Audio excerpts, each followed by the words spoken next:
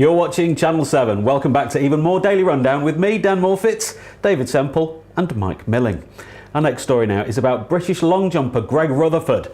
He's had his swimmers frozen before competing at the Rio Olympics over fears of the Zika virus. Rutherford's long-term partner Susie Verrill has said that they have chosen to freeze the World, European, Commonwealth and Olympic champion sperm, as Zika is just another thing we don't want to chance.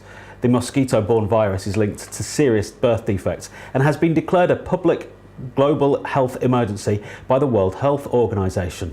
Cyclist TJ Van Garderen and golfers Vijay Singh and Mark Leishman have already said they will not compete at the August Games because of the Zika virus. WHO, that's the World Health Organization, not the doctor, although irony, WHO said it will examine the risks of staging the Olympics in the Brazilian city after rejecting calls of more than 100 leading scientists to either move or postpone the Games. So, Mike, would you do the same? Would you freeze your swimmers? Well, I mean, I wouldn't do it. I'd get someone else to freeze it. Yeah, don't just stand in front of the freezer at home. You'll get into trouble. Yeah, I need to make room for the fish fingers and stuff. I can't have the freezer full of my seed. But again, I would do the same. I could see, like, you can see, what was it, 100 scientists, 100 leading scientists. Exactly. And so obviously, I mean, it's his business. I don't really care. If he wants to do it, he can. I mean, it's completely kind of understandable. The only reason we know about it is because his partner wrote in a Standard Issue magazine, which if you've never read it, it's a really good women's magazine founded by Sarah Millican. And yeah, it's his business, but I can see why he's doing it. And there's great fear about going to this place, and I mean he's going, so he's just taking precautions. And of course, he's got a partner, but at the Olympics you've got some of the fittest, healthiest specimens of humans ever. The Australians have already issued all the Australian Olympic team with special condoms that also have a Zika spermicide on them to protect them from the virus. Would you freeze the little samples? I wouldn't bother. A sample of Semple? It's ridiculous. I'm also assuming that you might be going to the Olympics for Canada. Is there a limited supply of this stuff he's freezing? No, there's no limited supply. No, but if he gets the Zika virus, then they're just thinking he might not be able to bear a child that's is that forever? not got the Zika. Yeah, it stays with you. And him and his partner. So this was an article that his partner had written about their choice, how she's not going, he's going on his own, but their choice to freeze the sperm, and then he's going. And the Zika virus rewrites your DNA, so if he comes back diseased and can't have kids, at least they've got that's it's embarrassing. Sperm lollies, I mean, they could always adopt. Yeah, but he might as well freeze. But this is Greg Rutherford. He's Britain's greatest ginger. No offence. Hey. He's the World, Olympic, Commonwealth and European long jump champion. Yeah. He's one of our greatest ever athletes, but doesn't get the kudos for it because he's Britain's leading ginger. Yeah. So of course he wants to protect. He wants to protect his. Yeah, it is a minority group. Well, yeah, and I mean he's got enough to worry about going abroad or going to a hot country. He's got to jump 9 meters. I mean, and his fair skin, he's ginger. I mean, we're not good in any sort of weather, really. So, are you talking for the gingers now? I am, my people. So freeze the sperm, freeze all the ginger sperm, and then everybody is going to be ginger. It'll be like Planet of the Apes will rule the world, not you losers. No, I'm not.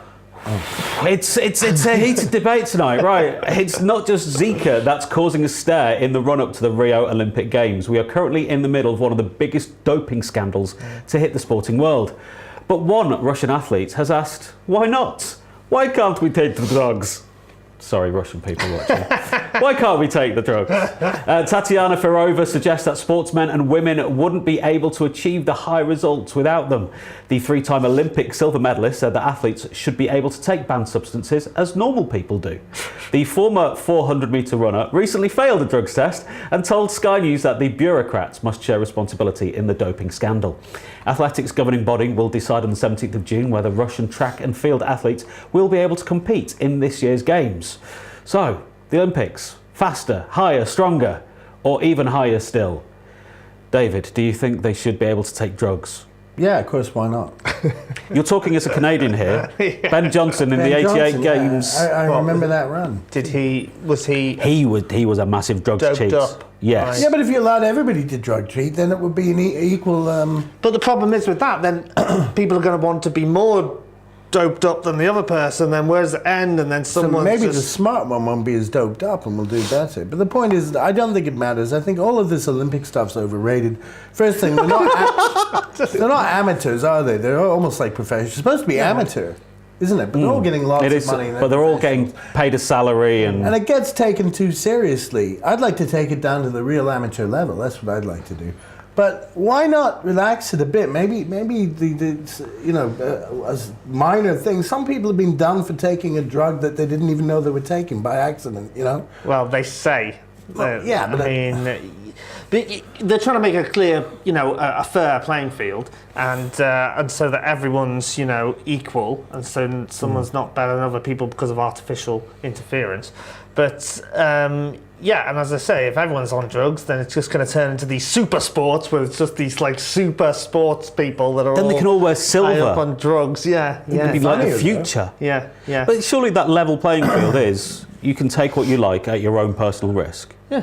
Surely that's the way to do it. I isn't guess. it? What, just in general life? Or No, I'm talking about the Olympic. If the Olympic motto is faster, higher, stronger. You're thinking of Daft Punk. Carry on. No, it is the Olympic motto. Oh, is I think Daft They Punk stole it nicked it off? off Oh, the right, Olympics. Surely, if everybody's on drugs and pushing the physical limits to the very nth degree, that creates a greater sports.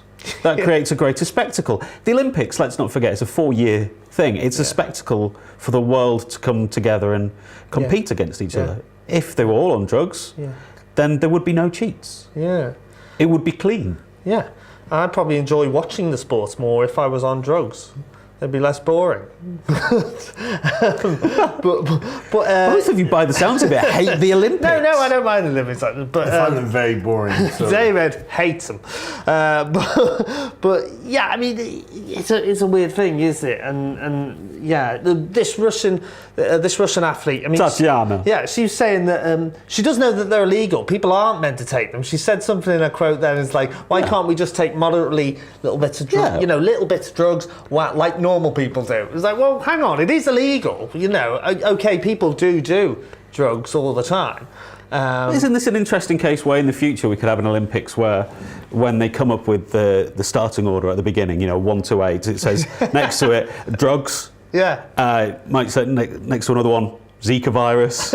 You don't know. Yeah. That would surely be a level playing field because it's a bit like the Paralympics where there's different declensions of handicap to it. Or if you're Oscar Pistorius, Oh yeah. Yeah. And what about doping within other Paralympics or?